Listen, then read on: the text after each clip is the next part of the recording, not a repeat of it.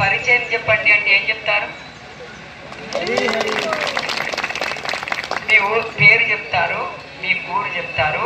ఇంకా కొంచెం ఎక్కువ పరిచయం అడిగాను అనుకోండి, నాకు ఇది ఇష్టం అది ఇష్టం అని చెప్తారు కదా. సో ఇప్పుడు నేను అందరికి వచ్చి భజన మృదంకర్త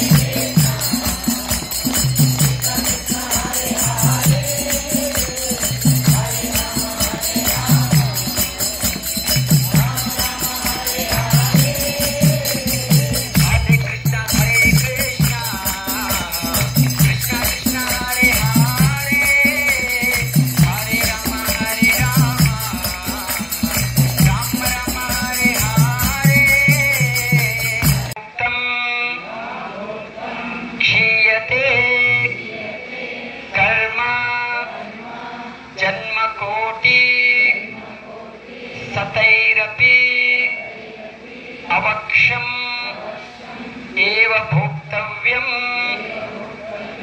కృతం కర్మ శుభాశుభం. సో చాలా ఇంపార్టెంట్. దీంట్లో ఏం చెప్తున్నారంటే మనం ఏదైతే కర్మ చేస్తున్నాం, కర్మ అంటే ఏదో కార్యం చేస్తున్నాం, సో కార్యం యొక్క ఫలితం ఉంటుంది. మంచి చేస్తే మంచి, చెడు చేస్తే చెడు ఫలితం.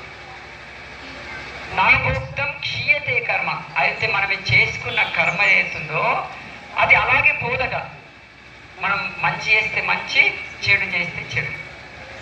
సో మరి ఇది మనం తెలిసి లేకుండా చాలా తప్పులు చేశాం, పొరపాట్లు చేస్తున్నాం. ఇవి పోవాలంటే ఎలా పోవాలి? అవి పోవు. అవక్ష్యం, మీరు ఖచ్చితంగా దాన్ని అనుభవించాలి. అంటే మనం ఏదైతే తప్పులు చేశామో అవి ఖచ్చితంగా అనుభవించాలి. మీకు తెలియదు, మనం ఎన్నో తప్పులు చేస్తున్నాం, దానికి మనం శిక్ష ఆలోచించే చాలా భయపడాల్సి వస్తుంది. సో మార్గం ఏంటి? మార్గం చెప్తున్నారు, కింటూ చ భక్తి భాజం.